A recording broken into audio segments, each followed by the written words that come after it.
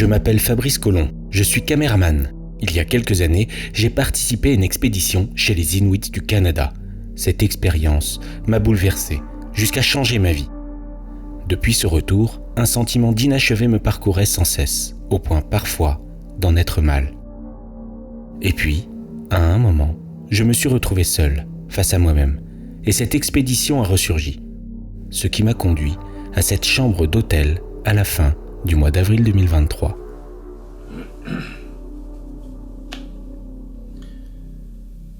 Je pars seul vers le Nunavut pour aller à la rencontre des Inuits et partir avec l'un des chasseurs sur la banquise.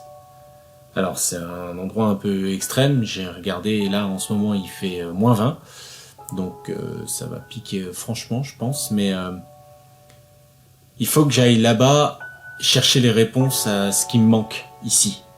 Donc je pars demain matin, le 21 avril, je reviens le 5 mai, entre les deux, on va bien voir ce qui va se passer.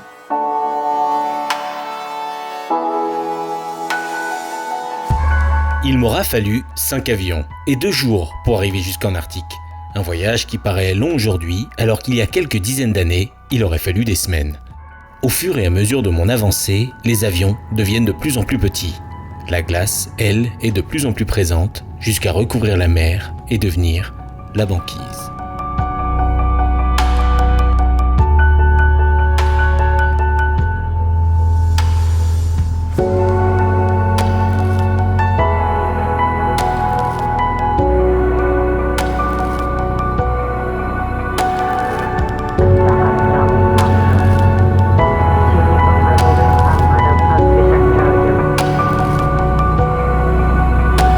L'avion amorce sa descente. Je ne peux plus reculer depuis quelques heures déjà, mais l'échéance est là, imminente.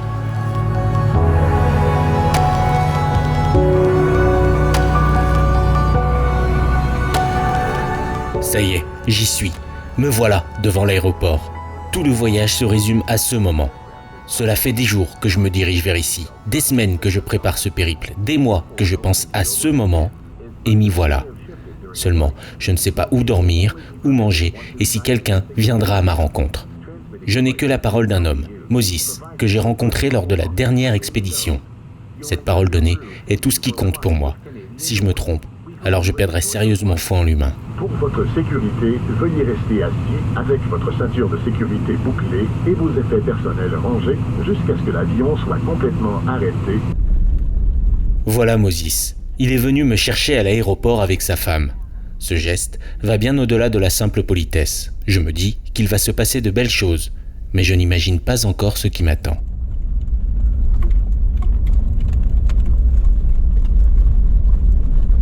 Moses et Johanna ne parlent pas beaucoup. Pourquoi parler si l'on n'a rien à dire ? C'est un peu ce que je perçois des Inuits que j'ai rencontrés. Et voilà, Arctic Bay, cette communauté inuite qui m'a marqué si fort il y a 4 ans que ma vie en a été bouleversée. Rien n'a changé, comme si j'étais parti hier. Mon retour ici m'exalte. Je suis vite invité à manger chez eux. Pendant le repas, ils me disent qu'il y a une grande danse ce soir et que je dois absolument y aller. Pour connaître le bon moment, il suffit de regarder le nombre de skidoo garés devant. C'est l'événement du jour et personne ne voudrait rater ça.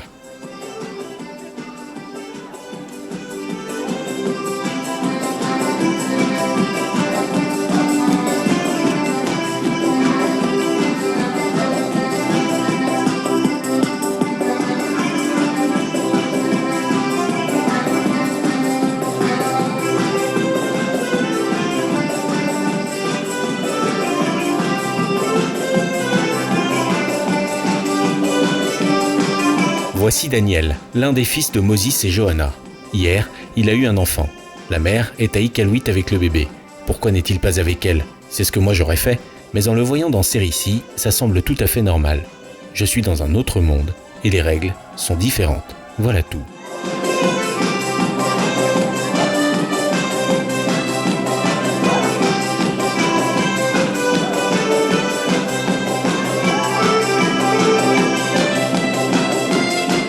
La fête ne fait que commencer. Le jour étant permanent, ils vont encore danser pendant des heures et des heures jusque tard dans la nuit.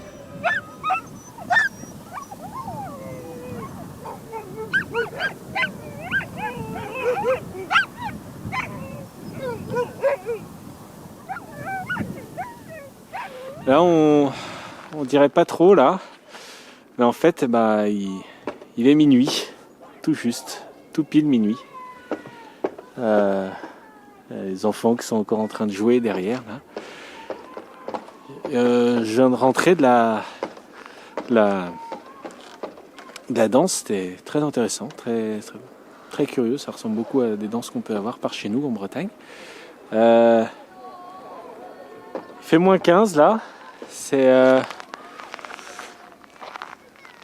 froid, il fait franchement froid parce que mes affaires ne sont pas encore toutes arrivées.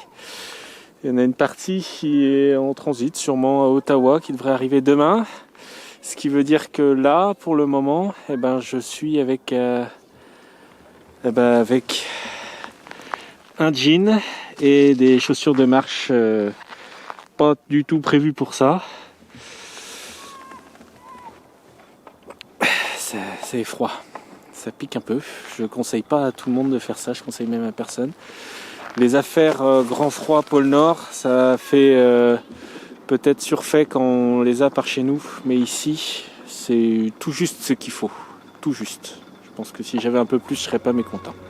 Et il ne fait que moins 15.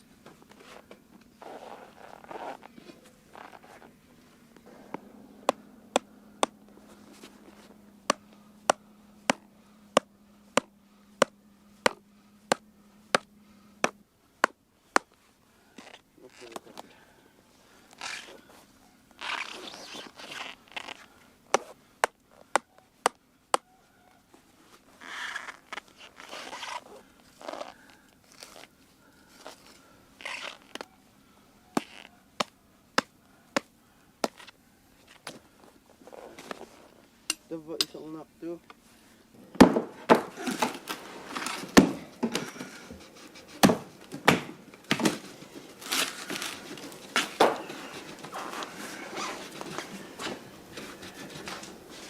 Ils mangent de la peau de narval, Makta en Inuktitut.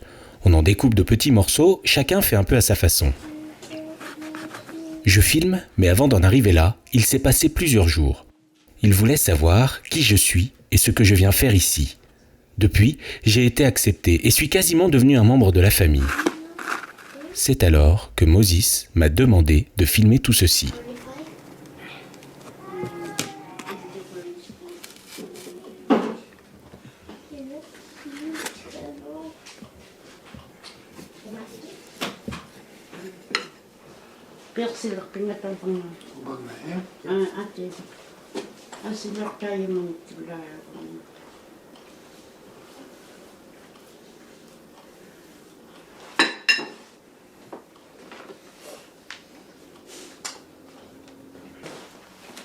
Katay kami dyan ko. Inner sila pa may naatakhaw.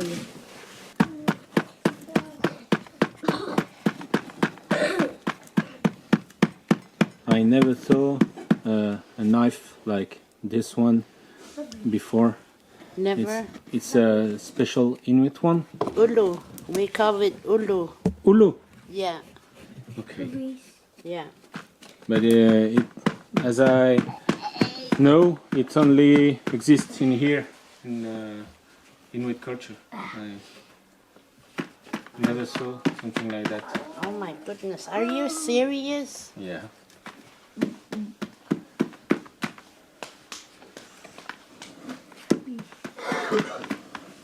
You can use this for scraping the fat out of seal skin, polar bear hide, anything. Okay. Yeah.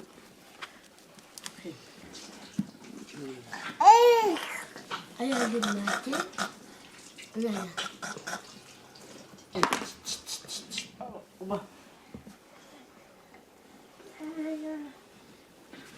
No, no, no, no, no.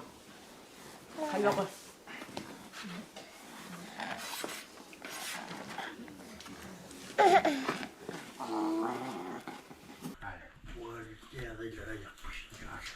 Where can I find an ulu like this?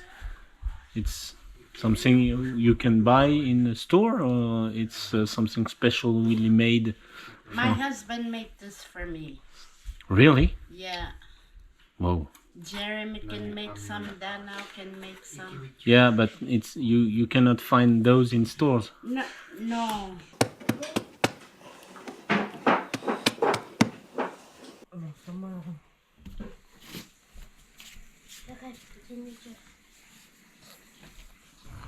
So you hunted 2023 and then you eat it 2000. Sometimes we eat No, it you after- can eat them fresh too. Okay, Yeah. but it's better if it's 1 year age. Not the- really a year, but even less. 3 months. From 3 months. And those are frozen because you let Yeah. them out. Yeah.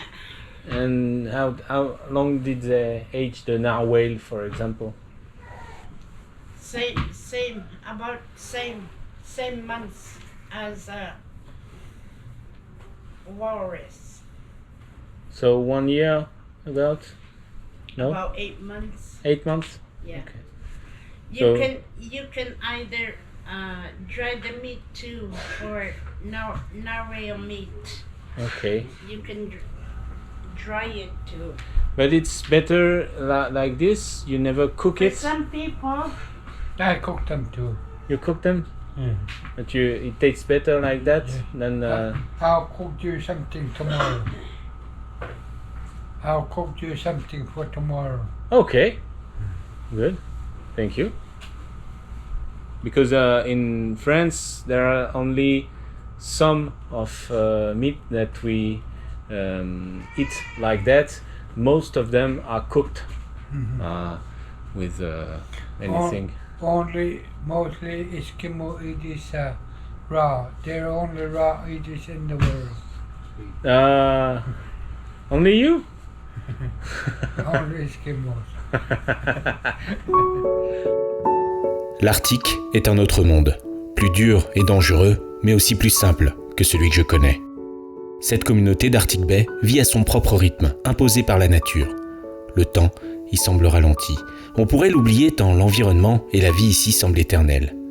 Moi, au milieu de tout ceci, que suis-je ? Un blanc avec ses certitudes qui s'effritent jour après jour. Et ces paysages, paisibles mais hostiles, y travaillent chaque moment un peu plus.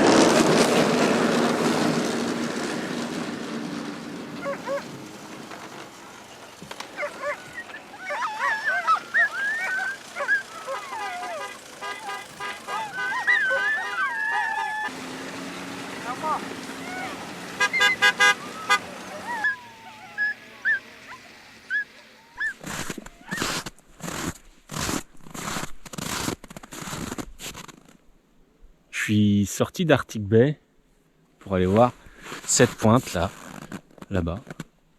Ça fait plusieurs jours que je la vois depuis Arctic Bay et c'est toujours l'envie d'aller voir qu'est-ce qu'il y a juste derrière, qu'est-ce qu'il y a après. C'est cette curiosité là qu'on a tous. Qu'est-ce qu'il y a juste après? Qu'est-ce qu'il y a juste après?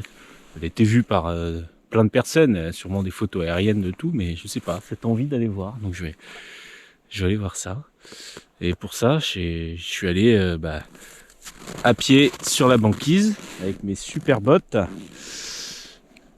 Et là, là-bas, c'est Arctic Bay. On dirait pas comme ça, mais en fait, ça fait 20 minutes que je marche déjà. C'est vachement loin en fait. Tout est très grand. En fait, les montagnes qu'on voit autour sont très grandes. Je sais même pas à quelle hauteur ceci monte, mais ça monte tout de suite beaucoup. Tout est démesuré. En fait, l'Arctique c'est énorme. Le Nunavut c'est 4 fois la superficie de la France, avec une population qui tourne aux alentours de 50 000 habitants, si je dis pas de bêtises. Par contre, c'est ce silence en Arctique, c'est quand même quelque chose. Le silence absolu.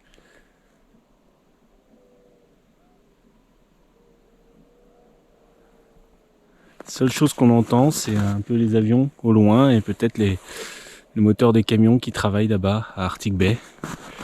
Sinon, le silence. Le vrai silence. Il n'y a que ici en Arctique et dans le Sahara que j'ai pu entendre quelque chose comme ça. La seule différence, c'est que là-bas il fait chaud et qu'ici, on se les gèle quand même un peu. On va aller voir cette pointe là.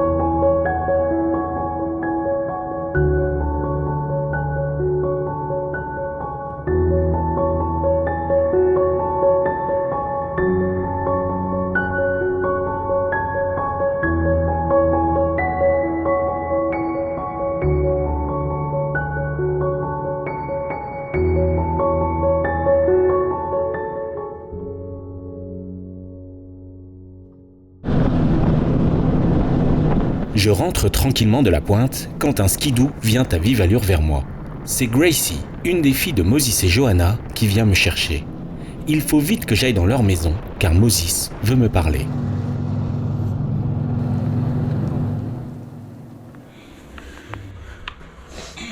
It's a hook you're making? Yeah, it's for you. I'm going to hurt you if I lash you again.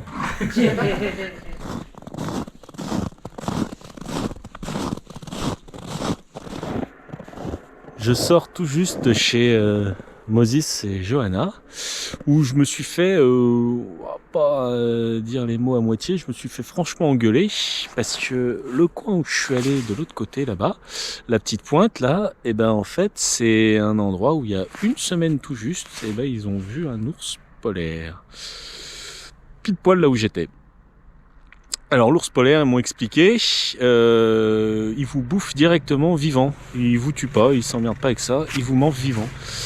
Donc j'aurais été une très belle proie, bien noire, sur une banquise bien blanche, c'était très facile de me trouver, puisque eux me voyaient de leur maison. Alors l'ours polaire sur zone, j'ose même pas savoir.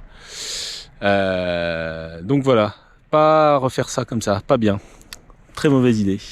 Par contre, quand je suis arrivé, Moses était en train de préparer des outils, un crochet là pour faire un harpon. Et en fait, il préparait tout ça parce que demain, il m'emmène avec lui à la chasse. Donc, ça va être quelque chose, je pense. Demain matin, levé, après le petit déjeuner, on part tous les deux sur la banquise.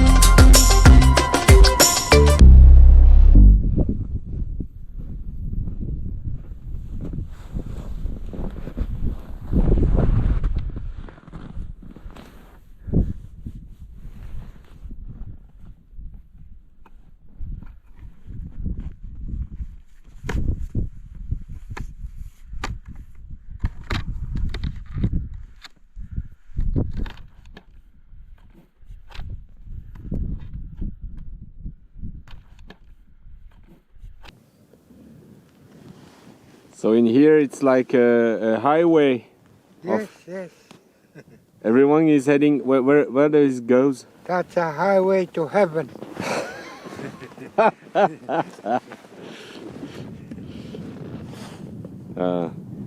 That's a trail that people at the Dagdim race, they use that for the trail to go to Arctic Bay from Igloolik.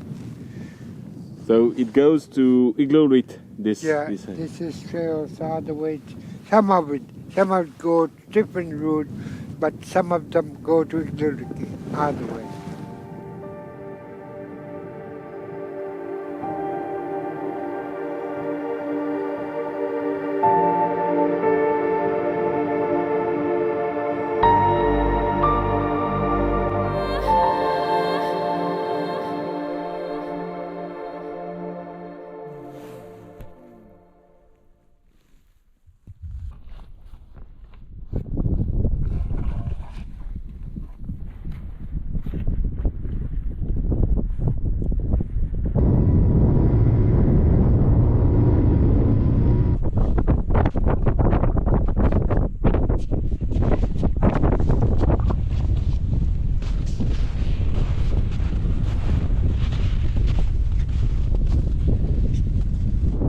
De grands trajets pour trouver un trou. Il n'y a rien. On en cherche un autre. Et ainsi de suite pendant des heures. Ce qui physiquement est très épuisant.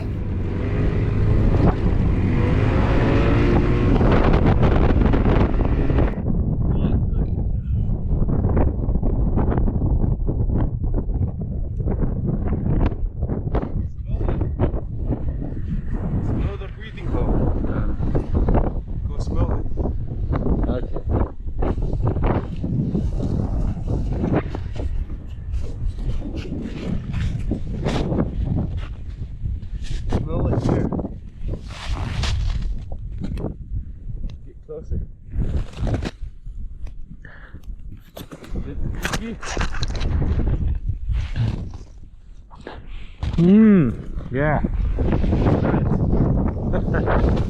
Big boy. Huh? Big boy. Big boy.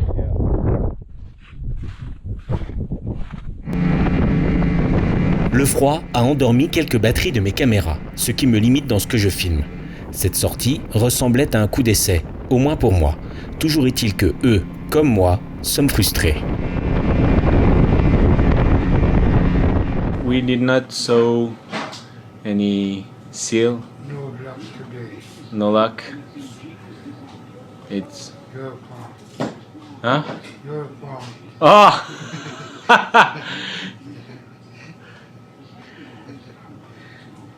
And the better is to head. The weather's not good today. Uh, It was good, but too cloudy to see the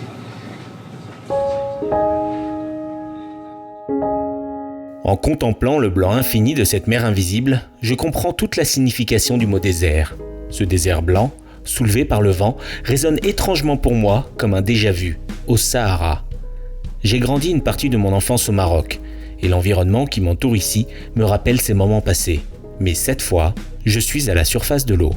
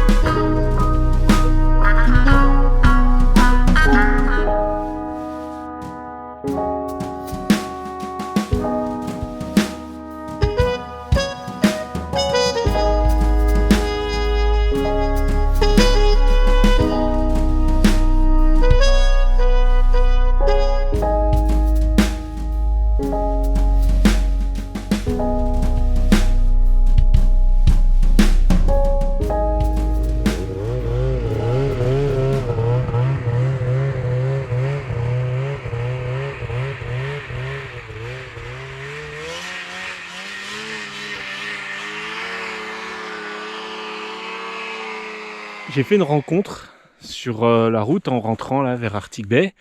Il y a un mec qui s'est arrêté en skidoo et qui m'a dit je te dépose. J'ai dit bah ouais, pourquoi pas. Il m'a dit bah là je me balade un peu. J'ai dit bah on peut se balader si tu veux. Et donc il s'appelle Jimmy. Et on est allé sur la montagne qui est juste à côté là. On est allé là. Et maintenant, on est sur celle-ci, qui est un peu plus grosse, qui est la plus grande qu'il y a dans le coin, d'ailleurs. Parce qu'il est en train d'ouvrir des pistes, en fait, pour les gens qui veulent faire du skidoo. Donc, il cherche les meilleures passes, les meilleurs passages pour pouvoir passer en skidoo. Et donc là, il vient d'essayer de monter tout là-haut. Et le voilà qui revient. Right here, it could avalanche. Right there? Yeah. Where you gone? You want to see? Maybe you can have better view here. So this side is kind of ready to go down. All there? It's gonna go down? Maybe someday. So it's not very safe to go over there? Well, not really. Cette balade, totalement inattendue avec Jimmy, a été un moment unique. Cet homme m'a emmené arpenter avec lui les alentours par pure gentillesse. Il n'attendait rien, juste de partager un moment. Pour moi, l'heure du départ approche, mais le temps, sans cesse changeant de l'Arctique, m'hypnotise une nouvelle fois.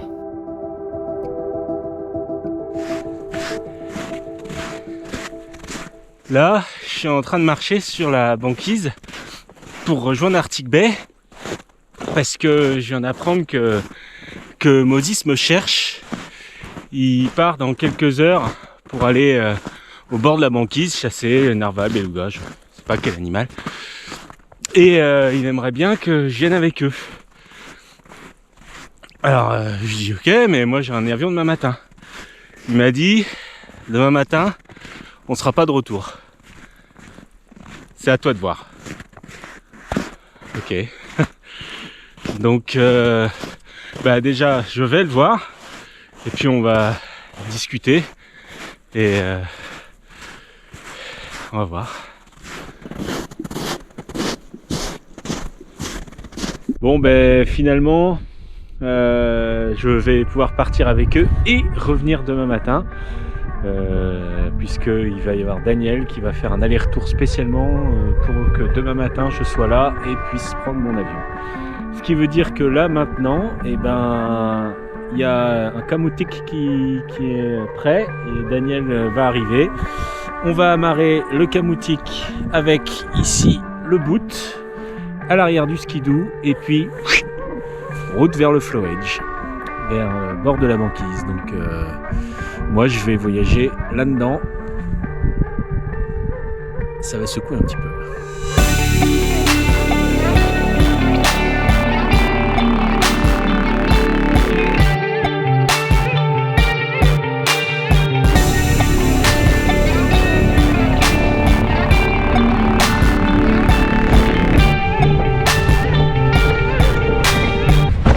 Bon, ouais. Là ce coup-ci on est bien parti pour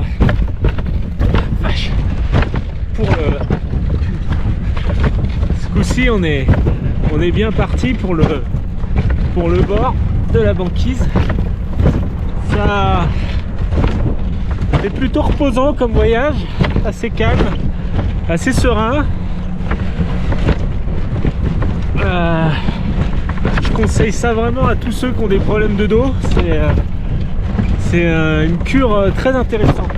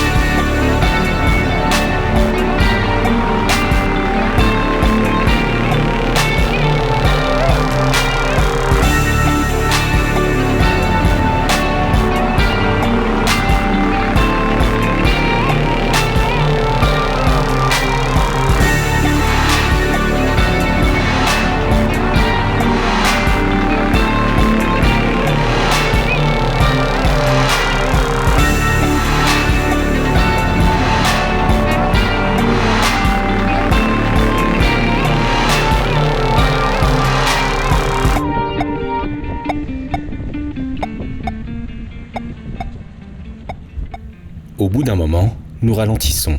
Il y a quelque chose d'inhabituel sur la banquise. Moses et Daniel sont très attentifs à l'environnement.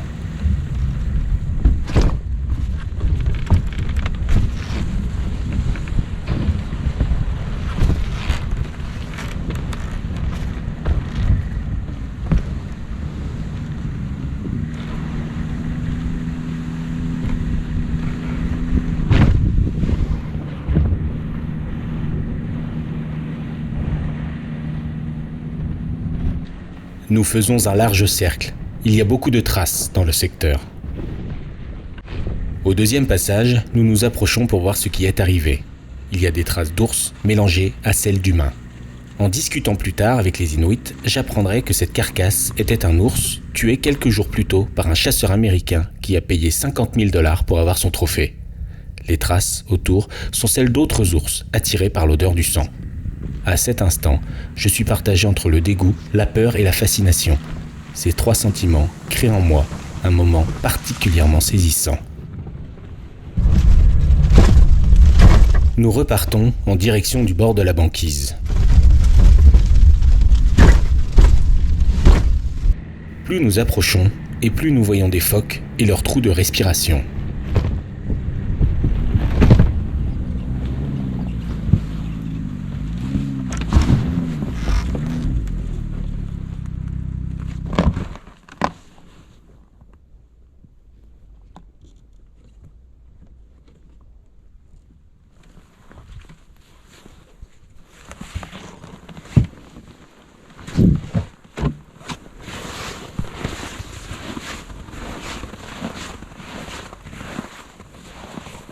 Do you want to dive?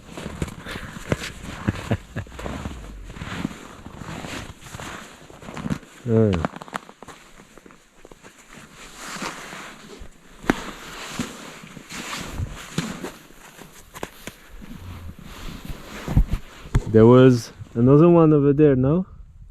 There's lots. Ah. Ah, over there it's another? Yeah. Ah.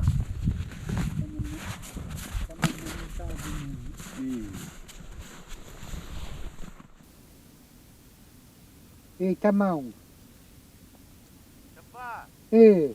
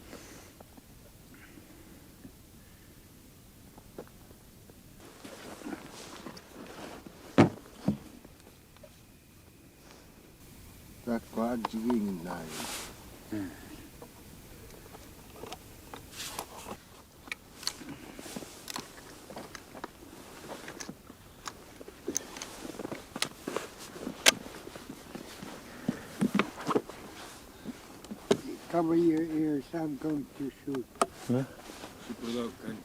Cover your ears.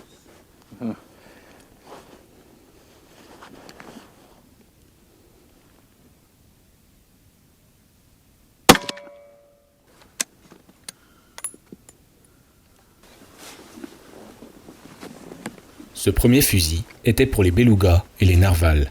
Il passe ensuite au second, celui pour les phoques.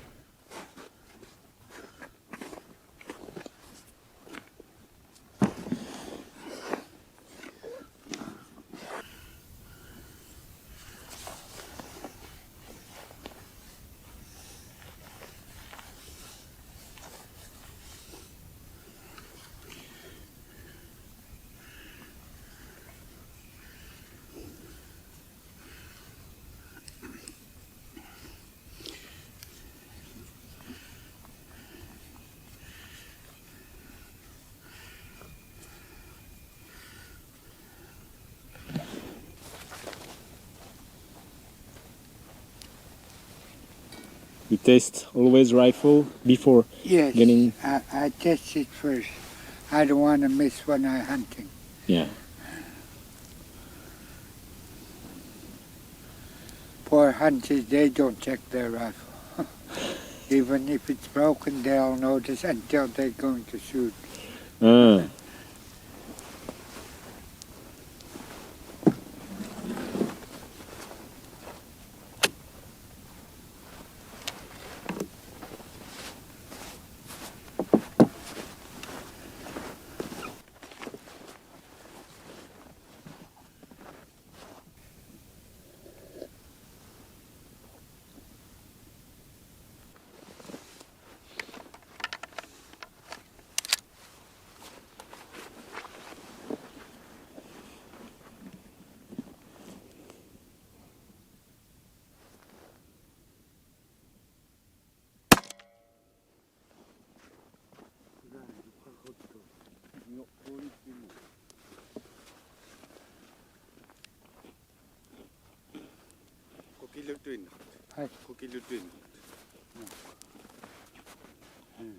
So this is where he shot it. Yeah, a little to the right. Yeah. And this one is the big one. The first rifle. Yeah. Seals, small one for seals, big one for narwhals. Moses vient de repérer un phoque. Rapidement, il prend son fusil. Le coup est dans le mille.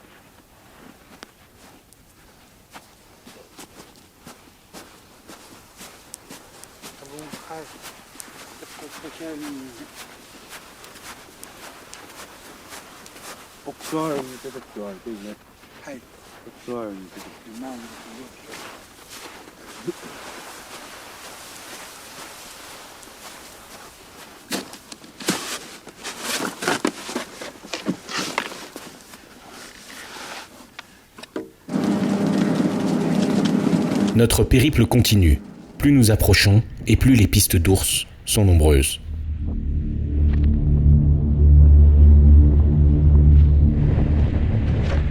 Le voilà. Derrière ces amoncellements de glace se trouve le flow edge, le bord de la banquise. Déjà, Jérémy et Samy nous y attendent.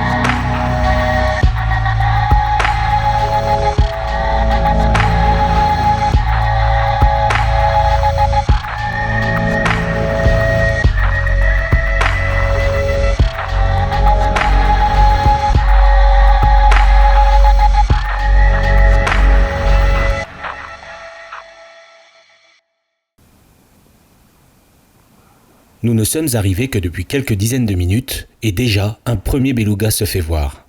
Puis un second et un troisième. C'est maintenant tout un groupe qui se présente à nous.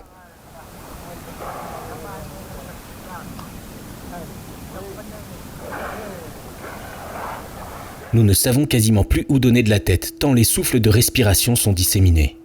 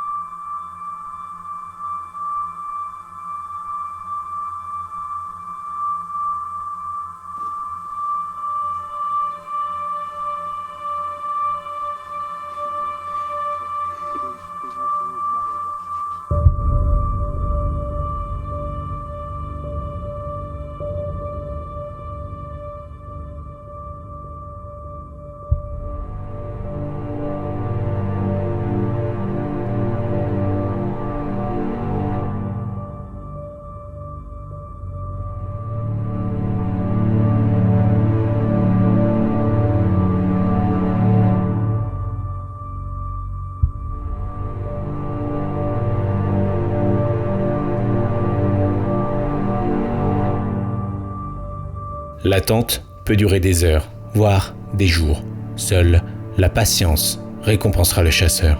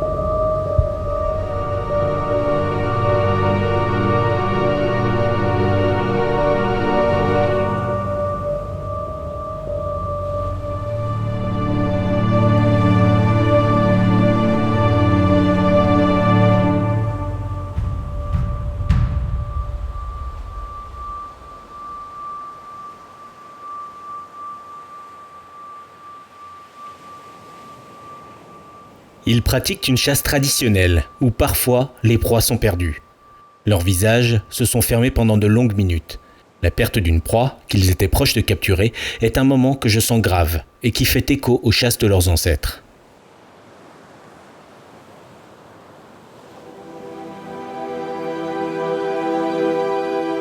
Dans la société où j'évolue, je suis un homme assez éloigné de la chasse.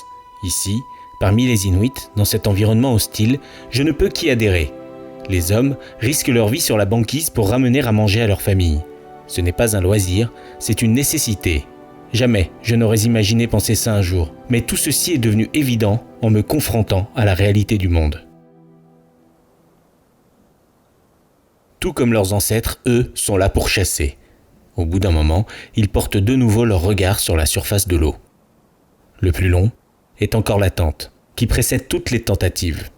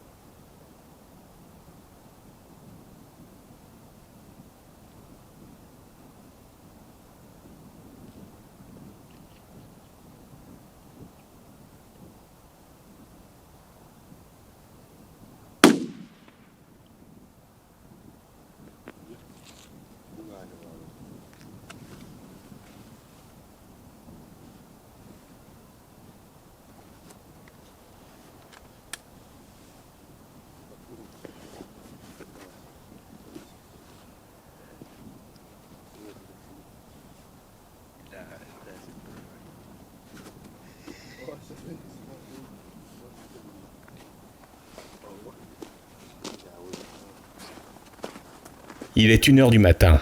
La brume commence à arriver et le froid est de plus en plus important. Il gèle mes caméras. Seul mon réflexe est encore pleinement fonctionnel.